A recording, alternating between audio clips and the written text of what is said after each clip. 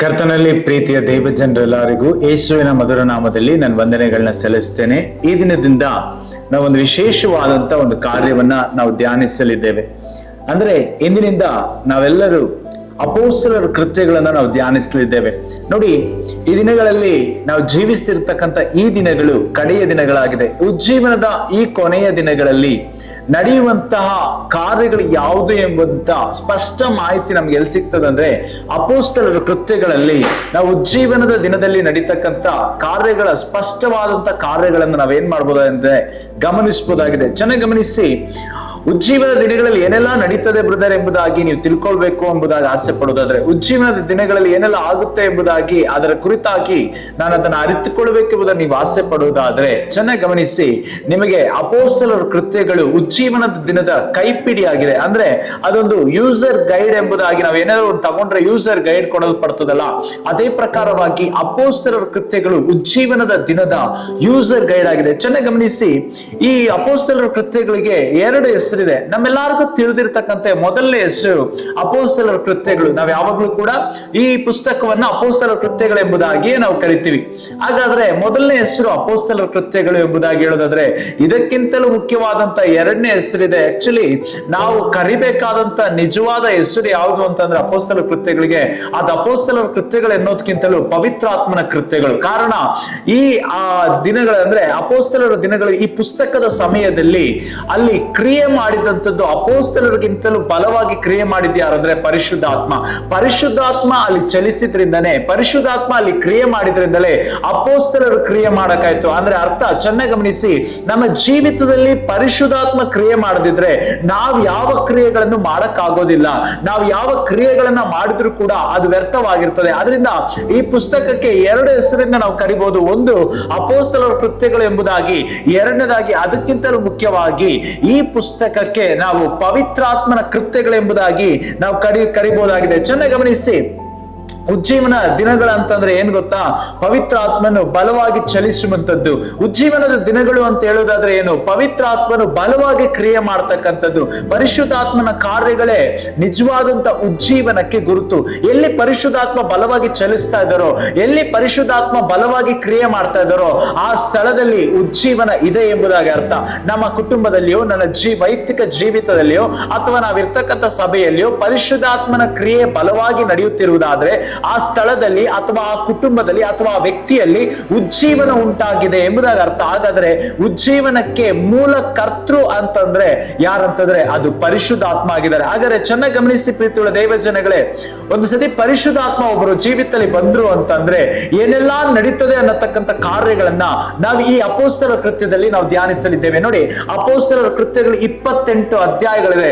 ಈ 28 ಅಧ್ಯಾಯಗಳ ಒಂದೊಂದು ಅಧ್ಯಾಯಗಳ ಕುರಿತಾದಂತ ಧ್ಯಾನವನ್ನ ಪವಿತ್ರಾತ್ಮನ ಮೂಲಕವಾಗಿ ನಾವು ಈ 28 ದಿನಗಳು ಕೂಡ ನಾವು ಕಲ್ತ್ಕೊಳ್ಳುವಂತವರಾಗಿದ್ದೀವಿ. ಚೆನ್ನಾಗಿ ಗಮನಿಸಿ. ಈ ಒಂದು ವಿಡಿಯೋ ಬಂದ್ಬಿಟ್ಟು 28 ದಿನಗಳು ಕೂಡ ನಿಮಗೆ ಖಂಡಿತವಾಗಿ ಪ್ರತಿದಿನ ಇದೊಂದೊಂದು ವಿಡಿಯೋ ಆಗಿ ಬರಕ್ಕಿದೆ. ಅದರಿಂದ ದಯವಿಟ್ಟು ಈ ಒಂದು ಚಾನೆಲ್ ಅನ್ನ ಸಬ್ಸ್ಕ್ರೈಬ್ ಮಾಡ್ಕೊಳ್ಳಿ. ಮಾತ್ರವಲ್ಲದೆ ಈ ಚಾನೆಲ್ ಅನ್ನ ಅನೇಕ ದೈವ ಜನಗಳಿಗೆ ಶೇರ್ ಮಾಡ್ರಿ. ಕಾರಣ ಯಾಕಂದ್ರೆ ಇದರಲ್ಲಿ ಬರ್ತಾ ಇರತಕ್ಕಂತ ವಾಕ್ಯಗಳು ಇದು ಪವಿತ್ರಾತ್ಮ ಪ್ರೇರಿತರಾಗಿ ಬರೋದ್ರಿಂದ ಖಂಡಿತವಾಗಿ ಅನೇಕರನ್ನ ಇದು ಬಲಪಡಿಸುವಂತದಾಗಿದೆ. ಅನೇಕ ಸಭೆಗಳನ್ನ ಕೂಡ ಇದು ಬಲಪಡಿಸಿ ಕಟ್ಟುವಂತದಾಗಿದೆ. ಅದರಿಂದ ನಮಗೆ ಈ ದಿನದಲ್ಲಿ ಬಹಳ ಮುಖ್ಯವಾಗಿ ಬೇಕಾಗಿರ್ತಕ್ಕಂಥದ್ದು ಈ ಉಜ್ಜೀವನದ ದಿನಗಳಲ್ಲಿ, ಅದರಲ್ಲೂ ಹೆಚ್ಚಾಗಿ ಈ ಕಡೆಯ ದಿನಗಳಲ್ಲಿ ನಮಗೆ ಬಹಳ ಬಹಳ ಮುಖ್ಯವಾಗಿ ಬೇಕಾಗಿರ್ತಕ್ಕಂಥದ್ದು ಪರಿಶುದ್ಧಾತ್ಮ. ಆದ್ರಿಂದ ಈ ಒಂದು 28 ದಿನಗಳ ಈ ಜರ್ನಿಯಲ್ಲಿ ನಮ್ಮೊಂದಿಗಿರಿ. ಖಂಡಿತವಾಗಿ ದೇವರ ಆತ್ಮನು ನಿಮ್ಮನ್ನ ಬಲವಾಗಿ ತುಂಬಿಸಿ ಅಪೊಸ್ತಲರ ದಿನಗಳಲ್ಲಿ ನಡೆದಂತ ಕಾರ್ಯಗಳನ್ನ ನೀವು ನೋಡುವಾಗ ಕರ್ತನ ಸಹಾಯ ಮಾಡ್ತಾರೆ. ಚೆನ್ನಾಗಿ ಗಮನಿಸಿ ಪ್ರೀತಿಯುಳ್ಳ ದೈವ ಜನಗಳೇ, ನಾವು ಭಾರತ ದೇಶದಲ್ಲಿಯೂ ಅಥವಾ ನಮ್ಮ ಕರ್ನಾಟಕ ರಾಜ್ಯದಲ್ಲಿಯೂ ಒಂದು ದೊಡ್ಡ ಉಜ್ಜೀವನವನ್ನ ನಾವು ಎದುರು ನೋಡ್ತಾ ಇದ್ದೇವೆ. ಒಂದು ದೊಡ್ಡ ಉಜ್ಜೀವನ ನಮ್ಮ ಭಾರತ ದೇಶದಲ್ಲಿಯೂ ಮಾತ್ರವಲ್ಲದೆ ಕರ್ನಾಟಕ ರಾಜ್ಯದಲ್ಲಿ ಅತಿ ಶೀಘ್ರವಾಗಿ ಬರಕ್ಕಿದೆ. ಹಾಗಾದ್ರೆ ಚೆನ್ನಾಗಿ ಗಮನಿಸಿ, ಆ ಉಜ್ಜೀವನ ಹೇಗಿರ್ತದೆ, ಆ ದಿನಗಳಲ್ಲಿ ಏನೆಲ್ಲ ನಡೆಯಕ್ ಹೋಗುತ್ತೆ, ಆ ಉಜ್ಜೀವನ ಬರಬೇಕು ಅಂದ್ರೆ ನಾನು ನೀವು ಏನ್ ಮಾಡ್ಬೇಕು ಅಥವಾ ನನ್ನ ಕುಟುಂಬ ನಿಮ್ಮ ಕುಟುಂಬ ಏನ್ ಮಾಡ್ಬೇಕು, ಮಾತ್ರವಲ್ಲದೆ ನಾವು ಸಭೆಯಾಗಿ ಏನ್ ಮಾಡ್ಬೇಕು, ಈ ಎಲ್ಲ ಕಾರ್ಯಗಳನ್ನ ನಾವು ಈ ಅಪೊಸ್ತಲರ ಕೃತ್ಯಗಳಲ್ಲಿ ನಾವು ಕಲ್ತ್ಕೊಳ್ಳುವಂತವರಾಗಿದ್ದೀವಿ. ನಾವು ಈ ಸಮಯದಲ್ಲಿ ಅಪೊಸ್ತಲರ ಕೃತ್ಯಗಳನ್ನ ನಾವು ಧ್ಯಾನಿಸುವಂತವರಾಗೋಣ. ನೋಡಿ, ಅಪೊಸ್ತಲರ ಕೃತ್ಯಗಳಲ್ಲಿ ನಾವು 1ನೇ ಅಧ್ಯಾಯವನ್ನ ನಾವು ಈ ದಿನದಲ್ಲಿ ಧ್ಯಾನಿಸುವಂತವರಾಗಿದ್ದೇವೆ. ಅಪೊಸ್ತಲರ ಕೃತ್ಯಗಳು 1ನೇ ಅಧ್ಯಾಯದಲ್ಲಿ ನಾವು ಓದೋದಾದ್ರೆ ಅಪೊಸ್ತಲ ಕೃತ್ಯಗಳ 1ನೇ ಅಧ್ಯಾಯ ಈ ರೀತಿಯಾಗಿ ಪ್ರಾರಂಭವಾಗ್ತದೆ. ಥೆಯೋಫಿಲನೇ, ನಾನು ಮೊದಲು ಬರೆದ ಚರಿತ್ರೆಯಲ್ಲಿ ಯೇಸು ಮಾಡುವುದಕ್ಕೂ ಉಪದೇಶಿಸುವುದಕ್ಕೂ ಪ್ರಾರಂಭಿಸಿದ್ದೆಲ್ಲವನ್ನು ಹೇಳಿ ಎಂಬುದಾಗಿ ಈ ರೀತಿಯಾಗಿ ಅಪೊಸ್ತಲ ಕೃತ್ಯಗಳ 1ನೇ ಅಧ್ಯಾಯ ಪ್ರಾರಂಭವಾಗ್ತದೆ, 1ನೇ ವಚನ.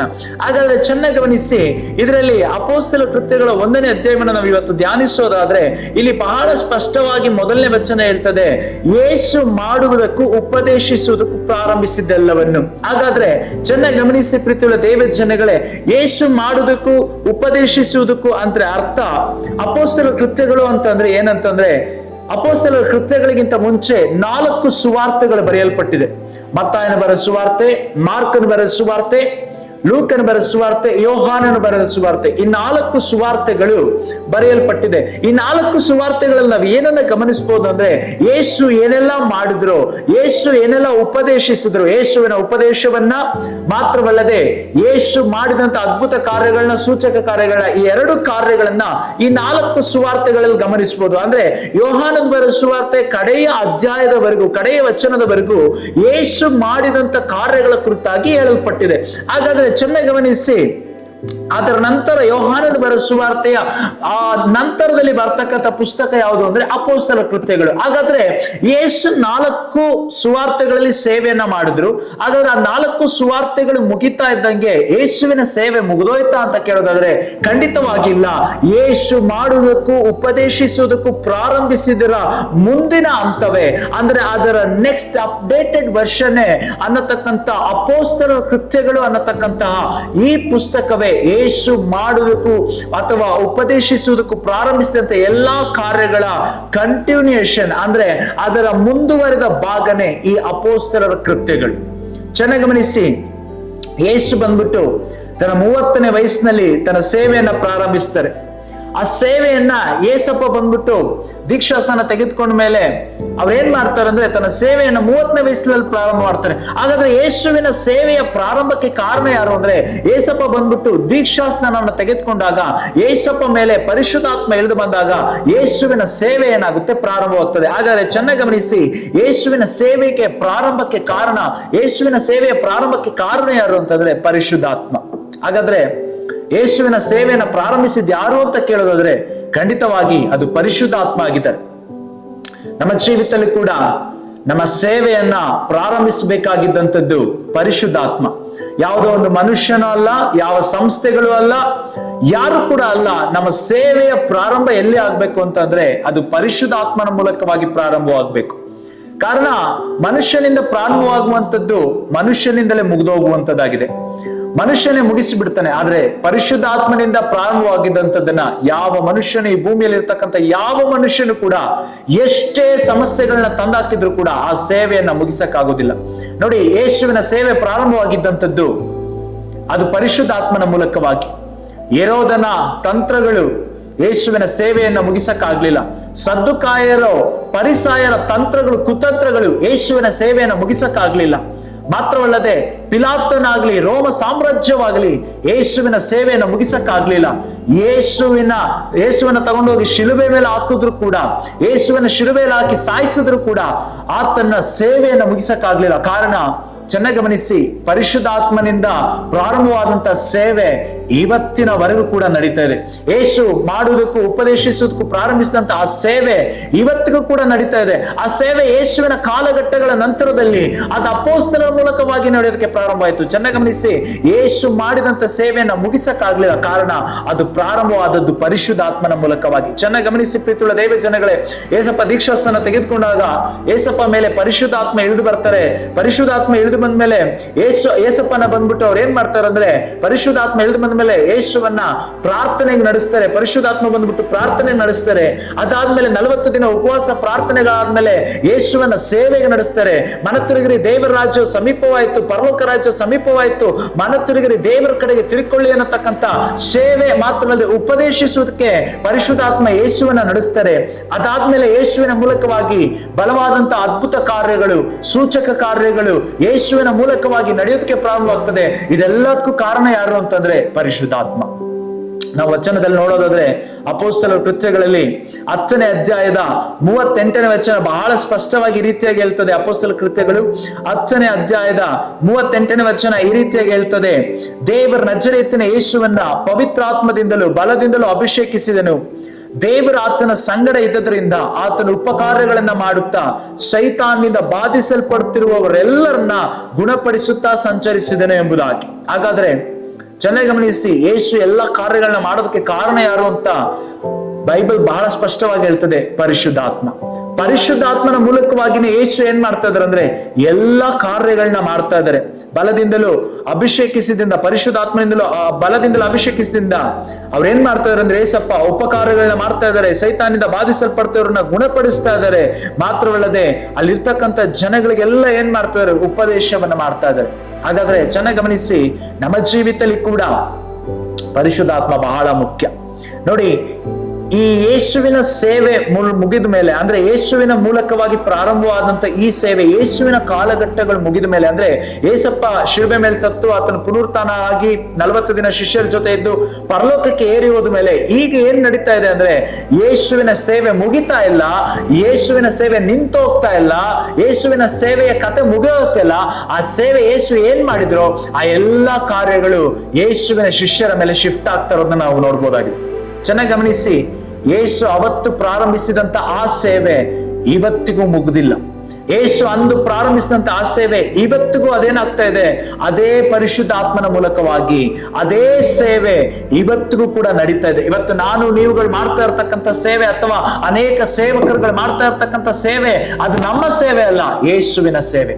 ಇದು ನಾವು ಪ್ರಾರಂಭಿಸಿದಂತ ಸೇವೆ ಅಲ್ಲ, ಯೇಸು ಪ್ರಾರಂಭಿಸಿದಂತ ಸೇವೆ. ಹಾಗಾದ್ರೆ ನಾವು ಎಲ್ಲಿ ಓಡ್ತಾ ಇದೀವಿ, ಯಾರ ಟ್ರ್ಯಾಕ್ ಅಲ್ಲಿ ಓಡ್ತಾ ಇದೀವಿ ಅಂತಂದ್ರೆ ಯೇಸು ಪ್ರಾರಂಭಿಸಿದಂತ ಆ ಸೇವೆಯಲ್ಲೇ ನಾವು ಓಡ್ತಾ ಇದೀವಿ. ಯೇಸು ಪ್ರಾರಂಭಿಸಿದಂತ ಆ ಟ್ರ್ಯಾಕ್ ಅಲ್ಲೇ ನಾವ್ ಏನ್ ಮಾಡ್ತಾ ಇದೀವಿ, ಸೇವೆ ಆ ಟ್ರ್ಯಾಕ್ ಅಲ್ಲಿ ನಾವು ಓಡ್ತಾ ಇದೀವಿ. ಚೆನ್ನಾಗಿ ಗಮನಿಸಿ ಪ್ರೀತಿಯುಳ್ಳ ದೇವಜನಗಳೇ, ಆತನ ಶಾರೀರಿಕ ಸೇವೆ ಮುಗೀತು ಅಂದ್ರೆ ಯೇಸು ಯಾವಾಗ ಪರಲೋಕಕ್ಕೆ ಏರೋದ್ರೋ ಆತನ ಶಾರೀರಿಕವಾದಂತ ಸೇವೆ ಮುಗಿದೋಯ್ತು. ಆದ್ರೆ ಪರಿಶುದ್ಧ ಆತ್ಮನ ಮೂಲಕವಾಗಿ ಆತನ ಆತ್ಮನ ಸೇವೆ ಇವತ್ತಿಗೂ ಕೂಡ ಏನಾಗ್ತಾ ಇದೆ, ಪರಿಶುದ್ಧ ಆತ್ಮನ ಮೂಲಕವಾಗಿ ನಡೀತಾನೆ ಇದೆ. ಅದಕ್ಕೆ ಸ್ಪಷ್ಟವಾದಂತ ಉದಾಹರಣೆ ಏನಂತಂದ್ರೆ, ಪರಲೋಕಕ್ಕೆ ಯೇಸು ಏರೋದ ಮೇಲೂ ಕೂಡ ಮಾರ್ಕನ ಬರೆಸುವಾರ್ತೆ 16ನೇ ಅಧ್ಯಾಯ ಕಡೇ ವಚನ ಹೇಳ್ತದೆ, ಕರ್ತನು ಶಿಷ್ಯರ ಸಂಗಡ ಕೆಲಸ ಮಾಡ್ತಾ ಇದ್ನು. ಹಾಗಾದ್ರೆ ಕೆಲಸ ಮಾಡ್ತಾ ಇದ್ದಿದ್ದು ಯಾರು? ಏಸಪ್ಪ. ಅಪೊಸ್ತಲರ ದಿನಗಳಲ್ಲಿ ಏಸಪ್ಪ ಶಾರೀರಿಕವಾಗಿರ್ಲಿಲ್ಲ, ಆದ್ರೆ ಪರಿಶುದ್ಧ ಆತ್ಮನ ಮೂಲಕವಾಗಿ ಶಿಷ್ಯರೊಟ್ಟಿಗೆ ಏಸಪ್ಪ ಕೆಲಸ ಮಾಡ್ತಾ ಇದ್ರು. ಅಂದ್ರೆ ಕಾರಣ ಯಾಕೆ ಅಂತಂದ್ರೆ ಅದು ಆತನ ಸೇವೆ. ಇವತ್ತಿಗೂ ಕೂಡ ಆತ ನಮ್ಮ ಜೊತೆಯಲ್ಲಿ ಕೆಲಸ ಮಾಡ್ತಾ ಇದ್ದಾರೆ. ಹೇಗೆ? ಪರಿಶುದ್ಧ ಆತ್ಮನ ಮೂಲಕವಾಗಿ. ಹಾಗಾದ್ರೆ ಚೆನ್ನಾಗಿ ಗಮನಿಸಿ ಪ್ರೀತಿಯುಳ್ಳ ದೇವ ಜನಗಳೇ, ಯೇಸುವಿನ ನಂತರದಲ್ಲಿ ಆ ಸೇವೆ ಬಂದ್ಬಿಟ್ಟು ಶಿಷ್ಯರ ಮೂಲಕವಾಗಿ ನಡೀತಾ ಇದೆ. ಅಂದ್ರೆ ಯಾವ ರೀತಿಯಾಗಿ ಅಂದ್ರೆ ಪವಿತ್ರ ಆತ್ಮನ ಮೂಲಕವಾಗಿ ಶಿಷ್ಯರಿಗೆ ಕೊಡಲ್ಪಟ್ಟು ಶಿಷ್ಯರ ಮೂಲಕವಾಗಿ ಆ ಸೇವೆ ಏನಾಗ್ತಾ ಇದೆ, ಬಲವಾಗಿ ನಡೆಯೋದಕ್ಕೆ ಪ್ರಾರಂಭ ಆಗ್ತಾ ಇದೆ. ಅವತ್ತು ಪ್ರಾರಂಭವಾದಂತ ಯೇಸುವಿನ ಸೇವೆ ಇವತ್ತವರೆಗೂ ನಡೀತಾ ಇದೆ. ಕಾರಣ ಯಾಕಂದ್ರೆ ಯೇಸುವಿನ ಸೇವೆಯನ್ನ ಪ್ರಾರಂಭಿಸಿದ್ದು ಪರಿಶುದ್ಧಾತ್ಮ.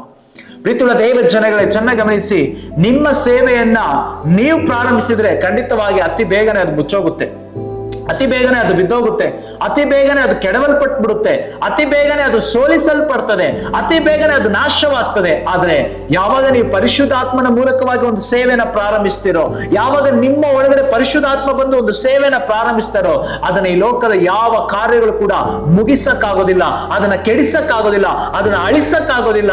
ಚೆನ್ನಾಗಿ ಗಮನಿಸಿ, ಆ ಸೇವೆನ ಅಳಿಸಕ್ಕಾಗಿ ಬಂದಂತವರು ಅಳಿದು ಹೋಗ್ತಾರೆ ಹೊರತು ಪರಿಶುದ್ಧ ಆತ್ಮನ ಮೂಲಕವಾಗಿ ಪ್ರಾರಂಭವಾದಂತ ಸೇವೆ ಖಂಡಿತವಾಗಿ ಯಾವ ಕಾಲಕ್ಕೂ ಕೂಡ ಅದೇನಾಗೋದಿಲ್ಲ, ಮುಗಿಯೋದಿಲ್ಲ, ಅದು ಅಳಿಯೋದಿಲ್ಲ. ಚೆನ್ನಾಗಿ ಗಮನಿಸಿ ಪ್ರೀತಿಯುಳ್ಳ ದೇವ ಜನಗಳೇ, ಏಸಪ್ಪ ಹೇಳ್ತಾರೆ ಶಿಷ್ಯಂದ್ರಿಗೆ, ನೀವು ಹೋಗಿ ಲೋಕದ ಕಟ್ಟ ಕಡೆಯವರಿಗೆ ಏನ್ ಮಾಡ್ರಿ, ಸುವಾರ್ತೆನ ಸಾರ್ರಿ. ಸುವಾರ್ತೆ ಅಂದ್ರೆ ಏನು? ಯೇಸು ಮಾಡುವುದಕ್ಕೂ ಉಪದೇಶಿಸುವುದಕ್ಕೂ ಪ್ರಾರಂಭಿಸಿದ್ದು. ಯೇಸು ಈ ಭೂಮಿಲಿದ್ದಾಗ ಏನೆಲ್ಲ ಮಾಡಿದ್ರು, ಏನೆಲ್ಲ ಉಪದೇಶಿಸಿದ್ರು, ಇದೆರಡು ವಿಷಯನೇ ಸುವಾರ್ತೆ. ಯೇಸು ಮಾಡುವುದಕ್ಕೂ ಉಪದೇಶಿಸುವುದಕ್ಕೂ ಪ್ರಾರಂಭಿಸಿದಂತ ಎಲ್ಲ ವಿಷಯಗಳೇ ಸುವಾರ್ತೆ ಆಗಿದೆ. ಹಾಗಾದ್ರೆ ಆ ಸುವಾರ್ತೆಯ ಸೇವೆಯನ್ನ ಶಿಷ್ಯರ ಮೇಲೆ ಏಸಪ್ಪ ಆ ಒಂದು ಭಾರವನ್ನ ಕೊಡ್ತಾ ಇರ್ಬೇಕಾದ್ರೆ ಅದಕ್ಕೆ ಮುಖ್ಯವಾಗಿ ಬೇಕಾಗಿರ್ತಕ್ಕಂಥದ್ದು ಪರಿಶುದ್ಧಾತ್ಮ. ಕಾರಣ ಸೇವೆಗೆ ಯಜಮಾನ ಬಂದ್ಬಿಟ್ಟು ಪರಿಶುದ್ಧಾತ್ಮ ಆಗಿದೆ. ಸೇವೆ ಪರಿಶುದ್ಧಾತ್ಮ ಇಲ್ಲದೆ ನಡೆಯೋದಿಲ್ಲ. ಕಾರಣ ಆ ಒಂದು ಯಜಮಾನನ ಮಾತನ್ನ ಮಾತ್ರನೇ ಸೇವೆ ಕೇಳುವಂಥದ್ದು. ಸೇವೆಯಲ್ಲಿ ಯಜಮಾನನ ಮಾತುಗಳಿಗೆ ಮಾತ್ರನೇ ಬೆಲೆ ಇರ್ತಕ್ಕಂಥದ್ದು. ಸೇವೆಯಲ್ಲಿ ಯಜಮಾನನ ಮಾತುಗಳಿಗೆ ಮಾತ್ರನೇ ಘನ ಸಿಗುವಂಥದ್ದು. ಸೇವೆಯಲ್ಲಿ ಯಜಮಾನನ ಮಾತಿಗೆ ಮಾತ್ರ ಮಹಿಮೆ ಇರುವಂಥದ್ದು. ಸೇವೆಯಲ್ಲಿ ಅದ್ಭುತ ಕಾರ್ಯಗಳು, ಸೂಚಕ ಕಾರ್ಯಗಳು ನಡೆಯುವಂಥದ್ದು ಯಜಮಾನನ ಮಾತಿಗೆ. ಹಾಗಾದ್ರೆ ಆ ಯಜಮಾನ ಯಾರು? ನನ್ನ ಸೇವೆಗೆ, ನಿಮ್ಮ ಸೇವೆಗೆ ಯಜಮಾನ ಯಾರು? ಪರಿಶುದ್ಧಾತ್ಮ. ಅದರಿಂದ ಅಪೊಸ್ತಲ ಕೃತ್ಯಗಳಲ್ಲಿ ನಾವು ಕಲಿತಕ್ಕಂತ ಬಹಳ ಮುಖ್ಯವಾದಂತ ಕಾರ್ಯ, ನಮ್ಮ ಸೇವೆಗೂ ನಮ್ಮ ಜೀವಿತಕ್ಕೂ ಪರಿಶುದ್ಧಾತ್ಮ ಯಜಮಾನನಾಗಿ ಕೊಡಲ್ಪಟ್ಟಿದ್ದಾರೆ. ಅದರಿಂದ ಆತನ ಕುರಿತಾಗಿ ನಾವು ಅಪೊಸ್ತಲ ಕೃತ್ಯಗಳು ಪೂರ್ತಿಯಾಗಿ ನಾವು ಕಲಿಯುತ್ತಿದ್ದೀವಿ. ಇಲ್ಲಿ 2ನೇ ವಚನದಲ್ಲಿ ನಾವು ನೋಡೋದಾದ್ರೆ, ತಾನು ಆರಿಸಿಕೊಂಡಂತ ಅಪೊಸ್ತಲರಿಗೆ ಏಸಪ್ಪ ಏನ್ ಮಾಡ್ತಾರೆ ಅಂದ್ರೆ ಪವಿತ್ರ ಆತ್ಮನ ಮೂಲಕವಾಗಿ ಆಜ್ಞೆಯನ್ನ ಕೊಡ್ತಾ ಇದ್ದಾರೆ. ಯಾಕೆ ಪವಿತ್ರ ಆತ್ಮನ ಮೂಲಕವಾಗಿ ಆಜ್ಞೆ ಕೊಡ್ತಾ ಇದ್ದಾರೆ? ಆತನ ಸೇವೆಗೆ ಯಜಮಾನನಾಗಿದ್ದಾನೆ. ಆ ಸೇವೆಗೆ ಯಜಮಾನ ಯಾರು ಅಂತಂದ್ರೆ ಪರಿಶುದ್ಧಾತ್ಮ. ಅದರಿಂದ ಏಸಪ್ಪ ಏನ್ ಮಾಡ್ತಾ ಇದಾರೆ ಅಂದ್ರೆ ಪವಿತ್ರ ಆತ್ಮನ ಮೂಲಕವಾಗಿ ಆಜ್ಞೆಯನ್ನು ಕೊಡ್ತಾ ಇದ್ದಾರೆ. ಅದಾದ್ಮೇಲೆ ನಾವು ನೋಡಿದರೆ 3ನೇ ವಚನದಲ್ಲಿ ನಾವು ನೋಡಿದ್ರೆ, ಆತನ ಬಾಧೆ ಪಟ್ಟು ಸತ್ತ ಮೇಲೆ ತನ್ನ ಜೀವಂತನೆಂದು ಅನೇಕ ಪ್ರಮಾಣಗಳಿಂದ ಅಪೊಸ್ತಲರಿಗೆ ತೋರಿಸಿಕೊಂಡನು. 40 ದಿವಸಗಳ ತನಕ ಅವರಿಗೆ ಕಾಣಿಸಿಕೊಳ್ಳುತ್ತಾ ದೇವರ ರಾಜ್ಯದ ವಿಷಯವಾದಂತ ಸಂಗತಿಗಳನ್ನ ಹೇಳುತ್ತಾ ಇದ್ದನು. ನೋಡಿ, ಪುನರುತ್ಥಾನ ಆದ್ಮೇಲೆ ಏಸಪ್ಪ ಏನ್ ಮಾಡ್ತಾ ಇದಾರೆ ಅಂದ್ರೆ 40 ದಿನ ತನ್ನ ಶಿಷ್ಯರಿಗೆ ಕಾಣಿಸ್ಕೊಂತಾ ಇದ್ದಾರೆ. ಏಸು ಜೀವಂತವಾಗಿರೋದಕ್ಕೆ 40 ದಿನಗಳು ನಾನು ಜೀವಂತವಾಗಿದ್ದೀನಿ, ಮರಣವನ್ನ ನಾನು ಜಯಿಸ್ಬಿಟ್ಟೆ, ನಾನು ಪುನರುತ್ಥಾನಗೊಂಡಿದ್ದೀನಿ ಎಂಬುದಕ್ಕೆ 40 ದಿನಗಳು ಅನೇಕ ಪ್ರಮಾಣಗಳಿಂದ ಏಸಪ್ಪ ಏನ್ ಮಾಡ್ತಾ ಇದಾರೆ ಅಂದ್ರೆ ಸಾಕ್ಷೀಕರಿಸ್ತಾ ಇದಾರೆ. ಅಂದ್ರೆ ಅವ್ರು ತನ್ನ ಶಿಷ್ಯರಿಗೆ ಸ್ಟ್ರಾಂಗ್ ಆಗಿರ್ತಕ್ಕಂಥ ಒಂದು ಪ್ರೂಫ್ ನ ಕೊಡ್ತಾ ಇದಾರೆ. ಪುನರುತ್ಥಾನದ ಕುರಿತಾಗಿ ಒಂದು ಸ್ಟ್ರಾಂಗ್ ಆಗಿರ್ತಕ್ಕಂಥ ಒಂದು ಪ್ರೂಫ್ ನ ಏನ್ ಮಾಡ್ತಾರೆ 40 ದಿನಗಳು ಶಿಷ್ಯಂದ್ರಿಗೆ ತೋರಿಸ್ತಾ ಇದ್ದಾರೆ. ಕಾರಣ ಯಾಕೆ ಅಂತಂದ್ರೆ, ಈಗ ಶಿಷ್ಯಂದ್ರು ನೆಕ್ಸ್ಟ್ ಮಾತಾಡ್ಬೇಕಾಗಿರ್ತಕ್ಕಂಥದ್ದು ಯೇಸುವಿನ ಪುನರುತ್ಥಾನದ ಕುರಿತಾಗ. ಅವ್ರು ಏನ ನೋಡಿದಾರೋ ಅದ್ರ ಕುರಿತಾಗ ಅವ್ರು ಸಾಕ್ಷೀಕರಿಸಬೇಕು. ಅದರಿಂದ ಒಂದು ಸ್ಟ್ರಾಂಗ್ ಆಗಿರ್ತಕ್ಕಂಥ ಒಂದು ಎವಿಡೆನ್ಸ್ ನ ಮೊದಲು ಶಿಷ್ಯಂದ್ರಿಗೆ ಕೊಡ್ತಾ ಇದ್ದಾರೆ. ಅಂದ್ರೆ ನೀವು ಮೊದಲು ಸ್ಟ್ರಾಂಗ್ ಆಗಿರಿ. 40 ದಿನಗಳು ಬರೀ ಅವರು ತೋರಿಸ್ಕೊಂಡಿದ್ದು ಮಾತ್ರ ಅಲ್ಲದೆ ವಚನ ಅಲ್ಲಿ ಹೇಳ್ತದೆ 40 ದಿವಸಗಳ ತನಕ ಅವರಿಗೆ ಕಾಣಿಸ್ಕೊಳ್ತಾ ದೇವರ ರಾಜ್ಯದ ವಿಷಯಗಳ ಸಂಗತಿಗಳನ್ನ ಹೇಳ್ತಾ ಇದ್ರು. ಅಂದ್ರೆ ಯೇಸು ಜೀವಂತವಾಗಿದ್ದಾಗ ಶಿಲುಬೆಗೆ ಮುಂಚೆ ಕೂಡ 3.5 ವರ್ಷ ಶಿಷ್ಯಂದ್ರಿಗೆ ದೇವರ ರಾಜ್ಯದ ಕುರಿತಾಗ ಅನೇಕ ಉಪದೇಶಗಳನ್ನ ಮಾಡಿದ್ರು. ಆದ್ರೆ ಅದಕ್ಕಿಂತಲೇ ಹೆಚ್ಚಾಗಿ ಈಗ ಏನ್ ಮಾಡ್ತಾ ಇದಾರೆ ಅಂದ್ರೆ ಪುನರುತ್ಥಾನ ಆದ ಮೇಲೆ ಪರಲೋಕಕ್ಕೆ ಏರಿ ಹೋಗೋಕ್ಕಿಂತ ಮುಂಚೆ 40 ದಿನಗಳು ಶಿಷ್ಯಂದ್ರಿಗೆ ಏನ್ ಮಾಡ್ತಾ ಇದಾರೆ ಅಂದ್ರೆ ಆ ದೇವರ ರಾಜ್ಯದ ಕುರಿತಾದಂತ ಬಲವಾದಂತ ಕಾರ್ಯಗಳನ್ನ ಏನ್ ಮಾಡ್ತಾ ಇದಾರೆ ಏಸಪ್ಪ ಟೀಚ್ ಮಾಡ್ತಾರೆ. ಯಾಕೆ 40 ದಿನ ಟೀಚ್ ಮಾಡಿದ್ರು? 1-3 ದಿನ ಟೀಚ್ ಮಾಡಿರ್ಬೋದಾಯ್ತಲ್ಲ, 7 ದಿನ ಟೀಚ್ ಮಾಡಿರ್ಬೋದಾಯ್ತಲ್ಲ, ಅಥವಾ 21 ದಿನ ಉಪದೇಶಿಸಿರ್ಬೋದಾಯ್ತಲ್ಲ ಎಂಬುದಾಗಿ ಹೇಳೋದಾದ್ರೆ, ಬೈಬಲ್ ಅಲ್ಲಿ 40 ಅನ್ನತಕ್ಕಂಥದ್ದು ಪ್ರಿಪರೇಷನ್ ನ ಕುರಿತಾಗಿ ಹೇಳ್ತಕ್ಕಂಥದ್ದಾಗಿದೆ. ಅಂದ್ರೆ ಒಂದು ಸಿದ್ಧತೆ ಕುರಿತಾಗಿ ಹೇಳ್ತಕ್ಕಂಥದ್ದೇ 40. ಎಲ್ಲೆಲ್ಲ 40 ಬರ್ತದೋ ಅಲ್ಲೆಲ್ಲ ಒಂದು ಸಿದ್ಧತೆಯನ್ನ ನಾವು ಗಮನಿಸಬಹುದಾಗಿದೆ. ನೋಡಿ, ಮೋಶೆನ ಕೂಡ ದೇವರು ಏನ್ ಮಾಡಿದ್ರು 40 ದಿನ ಬೆಟ್ಟದ ಮೇಲೆ ಕರ್ಕೊಂಡು ಹೋಗಿ ಉಪವಾಸದಲ್ಲಿ ಆತನನ್ನ ಸಿದ್ಧಪಡಿಸಿದ್ರು. ಯಾಕೆ? ಧರ್ಮಶಾಸ್ತ್ರ ಆತನ ಮೂಲಕವಾಗಿ ಬರ್ಬೇಕಾಗಿತ್ತು. ಅದರಿಂದ 40 ದಿನ ಮೋಶೆ ಏನ್ ಮಾಡ್ತಾನೆ ಅಲ್ಲಿ ಸಿದ್ಧ ಆಗ್ತಾನೆ. ಎಲಿಯ ಕೂಡ ಏನ್ ಮಾಡ್ತಾ ಇದ್ದಾನೆ ಅಂದ್ರೆ ಅವನು ಕೂಡ 40 ದಿನ ಉಪವಾಸ ಮಾಡೋದನ್ನ ನೋಡಬಹುದು. ಯೇಸು ಕೂಡ ಆತ 40 ದಿನ ಸೇವೆಗಿಂತ ಮುಂಚೆ ಪ್ರಾರ್ಥನೆಯಲ್ಲಿ ಉಪವಾಸ ಪ್ರಾರ್ಥನೆಗಳಲ್ಲಿ ಮಾಡಿದಂಥದನ್ನ ನೋಡಬಹುದು. ಅದರಿಂದ 40 ಅನ್ನತಕ್ಕಂಥದ್ದು ಬೈಬಲ್ ಅಲ್ಲಿ ಬಹಳ ಮುಖ್ಯವಾದದ್ದು.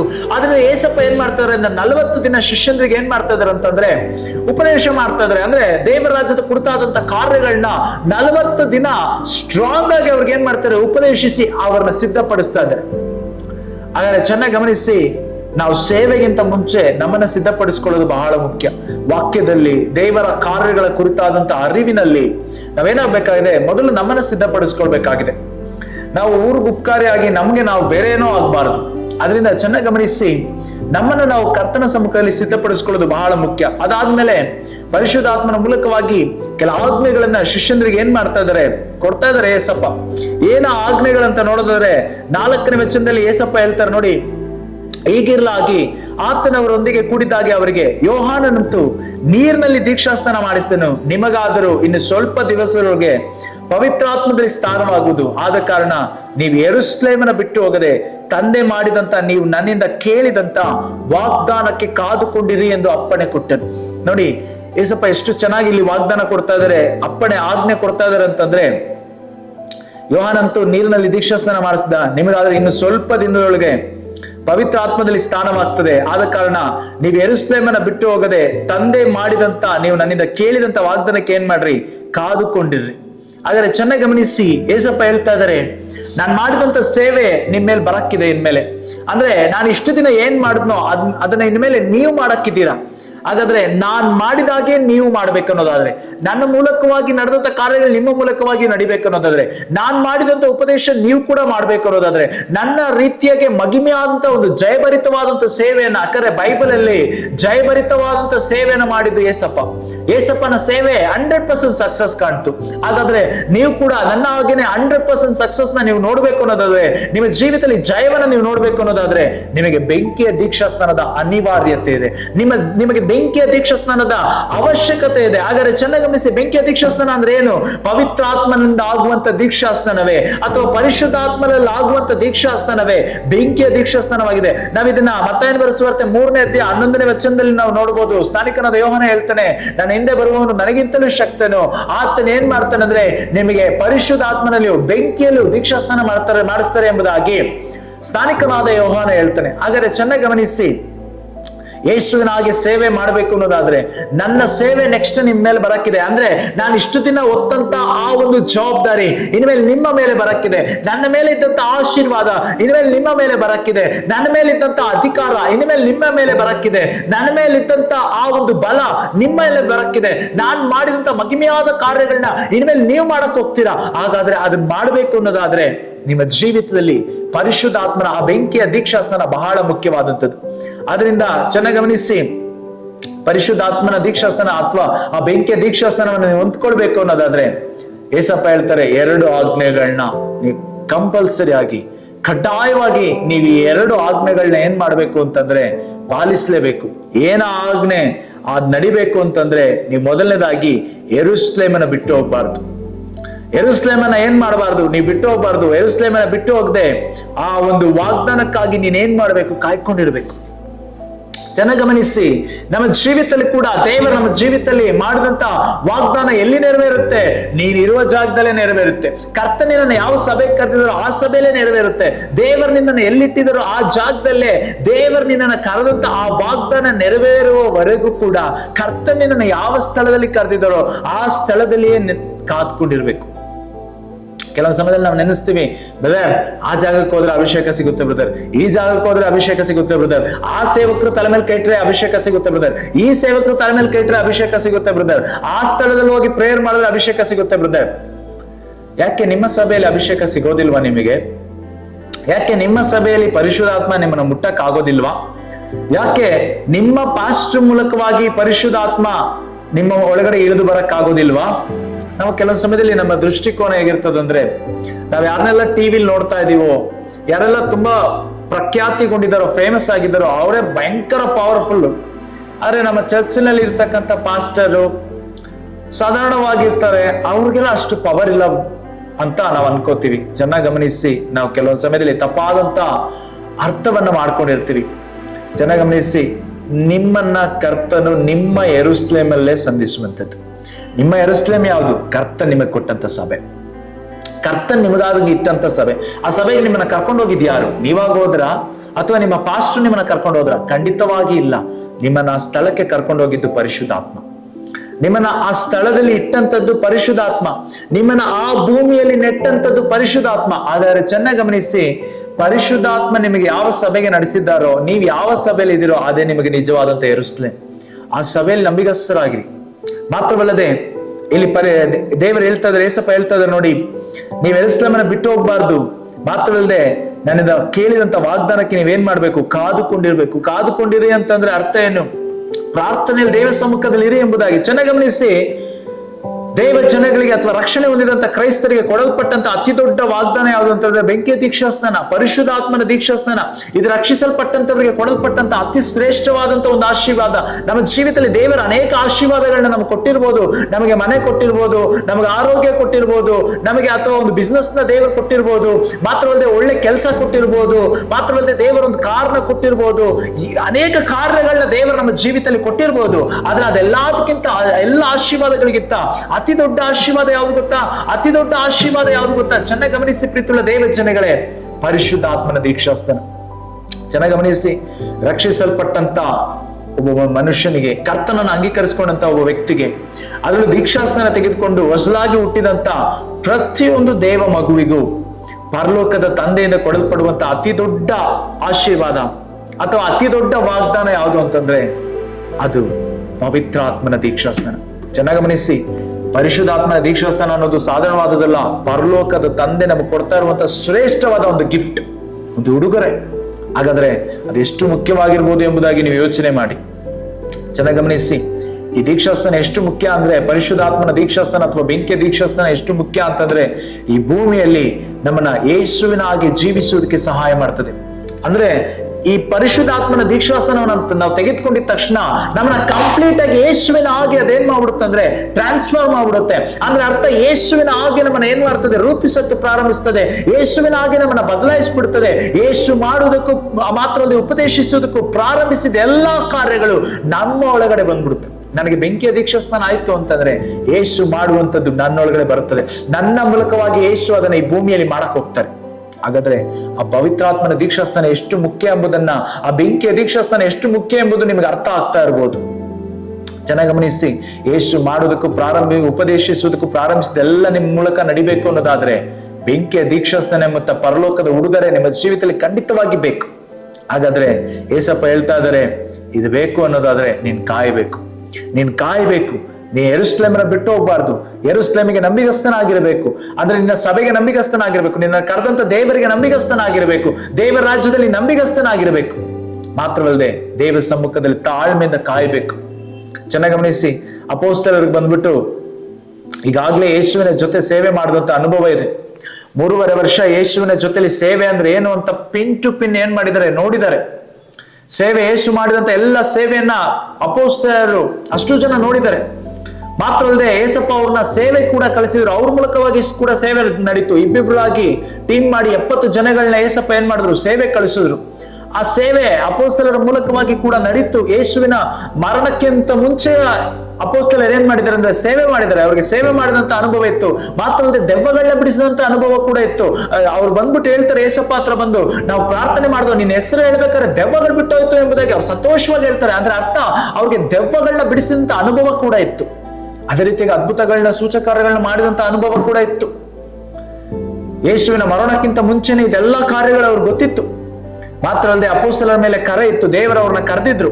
ಅವ್ರಿಗೆ ಒಳ್ಳೆ ಜ್ಞಾನ ಇತ್ತು, ಅರಿವಿತ್ತು.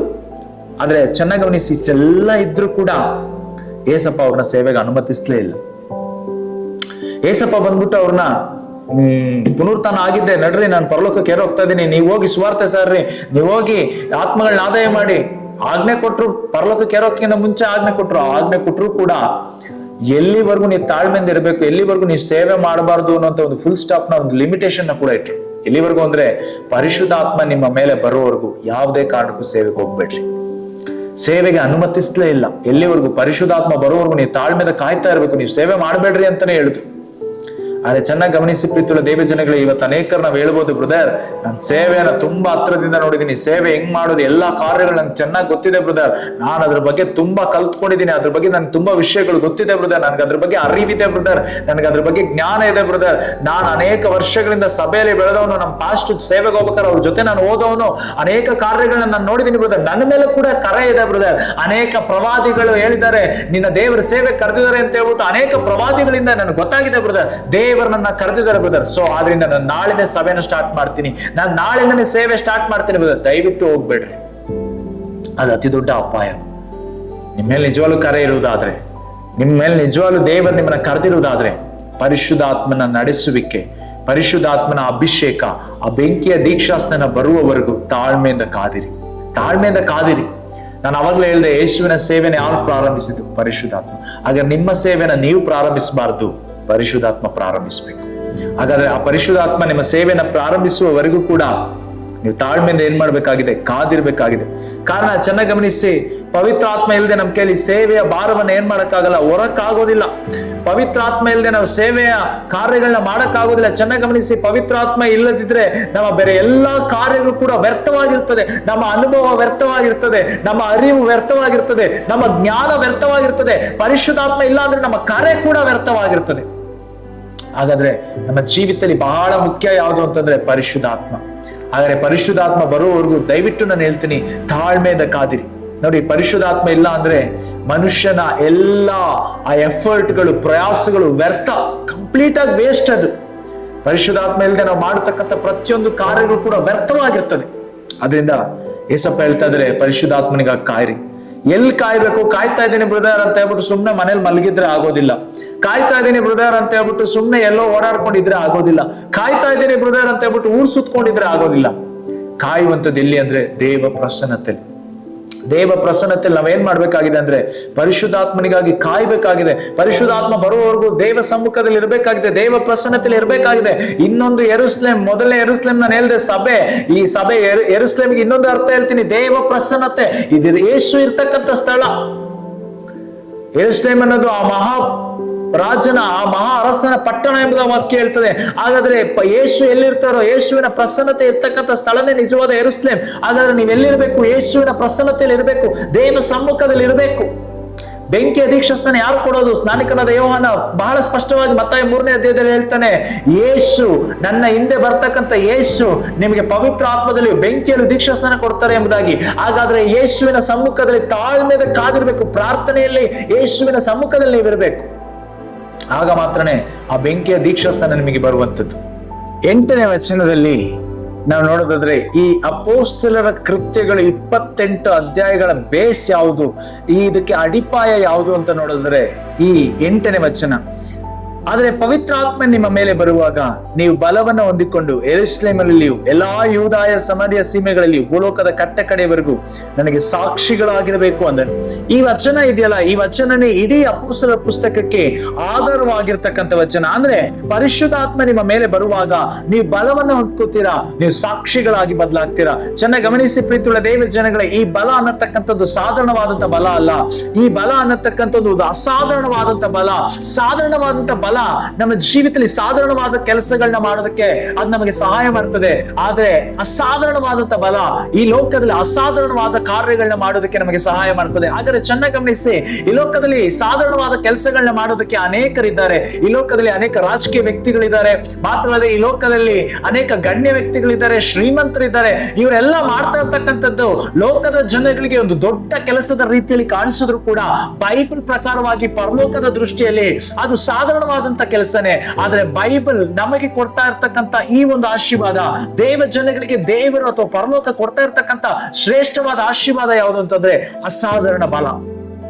ಪರಿಶುದ್ಧಾತ್ಮನಿಂದ ಬರ್ತಕ್ಕಂಥ ಅಸಾಧಾರಣವಾದಂತ ಬಲ. ಕಾರಣ ಈ ಲೋಕದಲ್ಲಿ ಇರ್ತಕ್ಕಂಥ ಬಲಕ್ಕೆ ಒಂದು ಲಿಮಿಟೇಷನ್ ಇದೆ. ಈ ಲೋಕದಲ್ಲಿ ಇರ್ತಕ್ಕಂಥ ಬಲಕ್ಕೆ ಒಂದು ಮಿತಿ ಇದೆ. ಅದು ಇಷ್ಟು ಕೆಲಸಗಳನ್ನ ಮಾತ್ರ ಮಾಡಕ್ ಸಾಧ್ಯ, ಅದು ಕೆಲವೊಂದನ್ನ ದಾಟಿ ಅದಕ್ಕೆ ಹೋಗಕ್ಕಾಗೋದಿಲ್ಲ. ಆದ್ರೆ ಚೆನ್ನಾಗಿ ಗಮನಿಸಿ, ಪರಲೋಕ ಕೊಡ್ತಾ ಇರ್ತಕ್ಕಂಥ ಬಲ ಅನ್ನತಕ್ಕಂಥದ್ದು ಅದು ಅಸಾಧಾರಣವಾದಂಥದ್ದು. ಅದು ಎಲ್ಲ ಎಲ್ಲೆಗಳನ್ನ ಮೀರಿ ಮಾಡ್ತಕ್ಕಂಥದ್ದು. ಅದಕ್ಕೆ ಯಾವುದೇ ಲಿಮಿಟೇಷನ್ ಇಲ್ಲ. ಪರಿಶುದ್ಧಾತ್ಮನ ಬಲಕ್ಕೆ ಯಾವುದೇ ಲಿಮಿಟೇಷನ್ ಆಗ್ಲಿ, ಯಾವುದೇ ಮಿತಿ ಆಗಲಿ ಅಥವಾ ಯಾವುದೇ ಬೌಂಡ್ರಿಗಳಾಗ್ಲಿ ಇಲ್ಲೋದಿಲ್ಲ. ಅದು ಎಲ್ಲವನ್ನ ಮಾಡೋದಕ್ಕೆ ಶಕ್ತವಾಗಿದೆ. ಅದ್ ನಮ್ಮ ಮೇಲೆ ಬರ್ಬೇಕಾದ್ರೆ ನಾವು ಕರ್ತನಿಗೆ ಸಾಕ್ಷಿಗಳಾಗಿರ್ತೀವಿ. ಚೆನ್ನಾಗಿ ಗಮನಿಸಿ, ಅದರಿಂದನೇ ಈ ಒಂದು ಬಲ ಅನ್ನತಕ್ಕಂಥ ಪದಕ್ಕೆ ಗ್ರೀಕ್ ಭಾಷೆಯಲ್ಲಿ ಡುನಾಮಿಸ್ ಎಂಬುದಾಗಿ ಬರೆಯಲ್ಪಟ್ಟಿದೆ. ಅಂದ್ರೆ ಪರಲೋಕದ ಒಂದು ದೈವಿಕವಾದಂತ ಬಲ. ಚೆನ್ನಾಗಿ ಗಮನಿಸಿ, ಇದರಿಂದನೇ ಡೈನಮೈಟ್ ಅನ್ನತಕ್ಕಂಥ ಪದವನ್ನ ನಾವು ಕೇಳಿರ್ತೀವಿ. ಚೆನ್ನಾಗಿ ಗಮನಿಸಿ, ಡೈನಮೈಟ್, ನಾವು ಡೈನಮೈಟ್ ನ ನೋಡಿರ್ತೀವಿ. ಡೈನಮೈಟ್ ಅಂತಂದ್ರೆ ಏನಂತಂದ್ರೆ ಈ ಬಂಡೆಗಳನ್ನ ಹೊಡೆಯೋದಕ್ಕೋಸ್ಕರ ಕೆಲ ಡೈನಮೈಟ್ ಗಳನ್ನ ಇಟ್ಟಿರ್ತಾರೆ. ಚೆನ್ನಾಗಿ ಗಮನಿಸಿ, ಅದೇನಂತಂದ್ರೆ ಎಂತಹ ಕಠಿಣವಾದಂತ ಬಂಡೆಗಳನ್ನ ಕೂಡ ಹೊಡೆದು ಚೂರ್ ಚೂರ್ ಮಾಡಕ್ ಬಿಡುತ್ತದೆ. ಆ ಬಂಡೆಗಳ ಒಳಗಡೆ ಆ ಡೈನಮೈಟ್ ನ ಇಟ್ಟಿರ್ತಾರೆ. ಅದೇನ್ ಮಾಡ್ತಂದ್ರೆ ಸ್ಫೋಟಗೊಳ್ಬೇಕಾದ್ರೆ ಬಂಡೆಗಳೆಲ್ಲ ಚೂರ್ ಚೂರಾಗಿ ಹೊಡೆಯಲ್ಪಡ್ತದೆ. ಆದರೆ ಪರಿಶುದ್ಧಾತ್ಮನ ಬಲ ಅಂತಂದ್ರೆ ಯಾವ್ದು ಗೊತ್ತಾ? ಎಂತಹ ಕಠಿಣವಾದಂತ ಕಾರ್ಯಗಳನ್ನು ಕೂಡ ಒಡೆದು ಚೂರ್ ಚೂರ್ ಮಾಡಾಕುವಂತ ಬಲನೇ ಪರಿಶುದ್ಧಾತ್ಮನ ಬಲ. ಆದರೆ ಪರಿಶುದ್ಧಾತ್ಮನ ಬಲ ನಮ್ಮ ಮೇಲೆ ಬರ್ಬೇಕಾದ್ರೆ ಎಂತ ಕೋಟೆ ಕೊತ್ತಲೆಗಳಾದ್ರೂ ನಮ್ಮ ಮುಂಭಾಗದಲ್ಲಿ ಕೆಡವಲ್ಪಡ್ತದೆ. ಎಂತ ಸಮಸ್ಯೆಗಳಿದ್ರು ಕೂಡ, ಹೋರಾಟಗಳಿದ್ರು ಕೂಡ ಅದೆಲ್ಲವೂ ಕೂಡ ಒಡೆಯಲ್ಪಡ್ತದೆ. ಚೆನ್ನಾಗಿ ಗಮನಿಸಿ, ಕ್ರಿಸ್ತಿಯ ಜೀವಿತದಲ್ಲಿ ಸಮಸ್ಯೆಗಳು ಬರೋದಿಲ್ಲ ಅಂತಿಲ್ಲ, ಹೋರಾಟಗಳು ಬರೋದಿಲ್ಲ ಅಂತಲ್ಲ. ಪರಿಶುದ್ಧಾತ್ಮ ಬಂದ್ಬಿಟ್ಟು ನಮ್ಗೆ ಸಮಸ್ಯೆನೇ ಬರ್ದಾಗೆ, ಹೋರಾಟಗಳೇ ಬರ್ದಾಗೆ ನಮ್ಮನ್ನ ತಡೆಯೋದಿಲ್ಲ.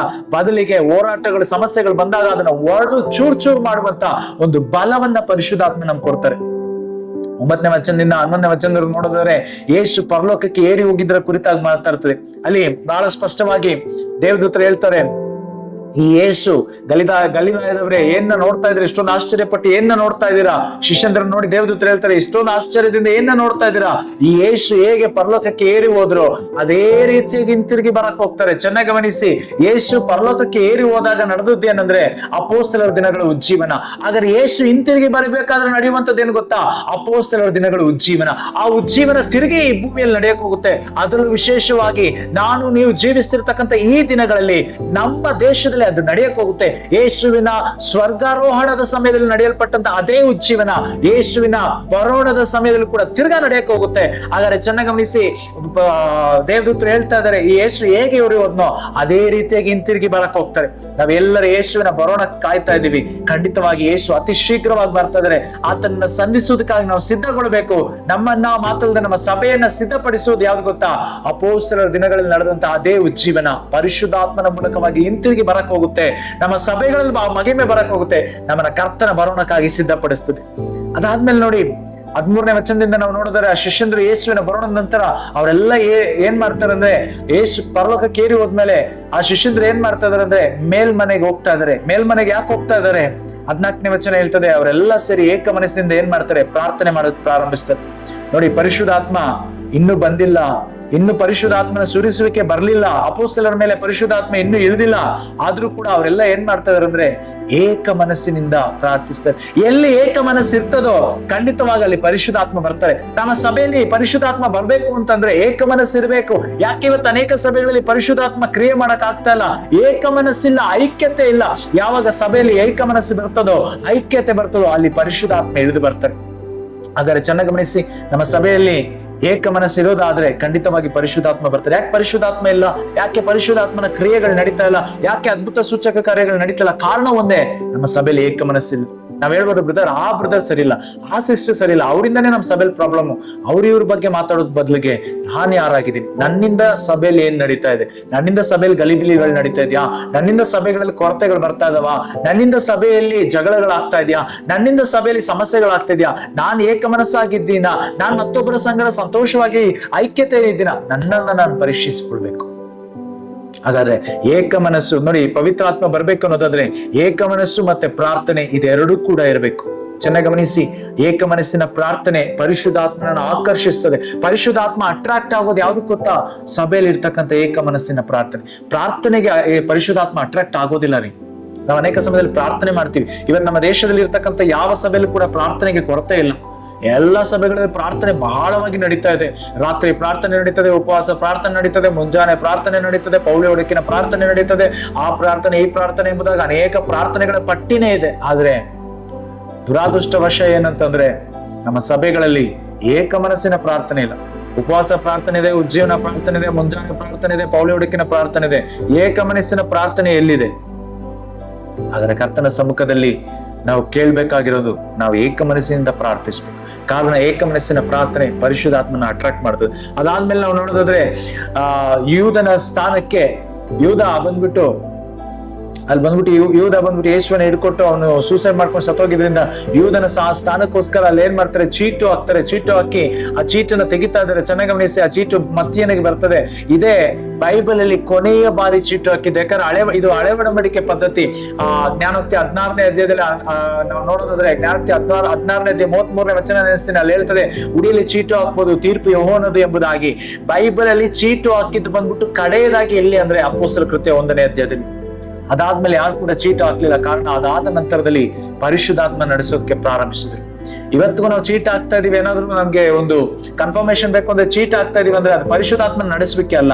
ಪರಿಶುದ್ಧಾತ್ಮನ ನಡೆಸಲಿಕ್ಕೆ ಅಂತಂದ್ರೆ ಅದು ಚೀಟ್ ಹಾಕೋದಿಲ್ಲ, ಪರಿಶುದ್ಧಾತ್ಮ ನಮ್ಮನ್ನ ಮಾರ್ಗದರ್ಶಿಸ್ತಕ್ಕಂಥದ್ದು. ಹಾಗಾದ್ರೆ ಚೆನ್ನಾಗಿ ಗಮನಿಸಿ, ನಮ್ಮ ಜೀವಿತದಲ್ಲಿ ಪರಿಶುದ್ಧಾತ್ಮ ಬಹಳ ಮುಖ್ಯ.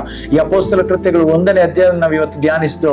ಇದರ ಮೂಲಕ ನಾವು ತಿಳ್ಕೊಳ್ಳತಕ್ಕಂಥದ್ದು ಏನಂತಂದ್ರೆ, ನಮ್ಮ ಜೀವಿತದಲ್ಲಿ ಯೇಸು ಮಾಡೋದಕ್ಕೆ ಉಪದೇಶಿಸಲು ಪ್ರಾರಂಭಿಸಿದಂತ ಕಾರ್ಯಗಳು ನಮ್ಮ ಮೂಲಕವಾಗಿ ನಡಿಬೇಕು ಅನ್ನೋದಾದ್ರೆ, ಒಂದು ಡುನಾಮಿಸ್ ಅನ್ನತಕ್ಕಂಥ ಒಂದು ಡೈನಮೈಟ್ ಆದಂತ ಬಲ ನಮ್ಗೆ ಬರಬೇಕು ಅನ್ನೋದಾದ್ರೆ, ನಾವು ಕರ್ತನಿಗಾಗಿ ಸಾಕ್ಷಿಗಳಾಗಿರ್ಬೇಕು ಅನ್ನೋದಾದ್ರೆ, ನಮ್ಮ ಜೀವಿತದಲ್ಲಿ ಬಹಳ ಅವಶ್ಯಕವಾಗಿರ್ತಕ್ಕಂಥದ್ದು ಪರಿಶುದ್ಧಾತ್ಮ. ಪ್ರೀತಿಯುಳ್ಳ ದೈವ ಜನಗಳೇ, ಈ ಒಂದು ಸಂದೇಶವನ್ನ ನೀವು ನೋಡಿದಿರ, ಖಂಡಿತವಾಗಿ ಇದು ನಿಮ್ಗೆ ಆಶೀರ್ವಾದವಾಗಿರ್ತದೆ. ಇದನ್ನ ಅನೇಕರಿಗೆ ಶೇರ್ ಮಾಡ್ರಿ, ಇದನ್ನ ಅನೇಕರಿಗೆ ಹೇಳ್ರಿ. ಖಂಡಿತವಾಗಿ ನಮ್ಮ ದೇಶದಲ್ಲಿ, ನಮ್ಮ ರಾಜ್ಯದಲ್ಲಿ ಒಂದು ದೊಡ್ಡ ಉಜ್ಜೀವನವನ್ನ ನಾವು ನೋಡಲಿದ್ದೇವೆ. ದೇವರು ನಿಮ್ಮನ್ನ ಆಶೀರ್ವದಿಸ್ಲಿ. ನಾಳೆ ಕೂಡ ಈ ವಿಡಿಯೋ ಬರ್ತದೆ. ನಾಳೆ ಅಪೊಸ್ತಲರ ಕೃತ್ಯ 2ನೇ ಅಧ್ಯಾಯವನ್ನು ನಾವು ಧ್ಯಾನಿಸಲಿದ್ದೇವೆ. ದಯವಿಟ್ಟು ಇದನ್ನ ಮಿಸ್ ಮಾಡದೆ ನೋಡ್ರಿ. ದೇವರು ನಿಮ್ಮನ್ನ ಆಶೀರ್ವದಿಸ್ಲಿ.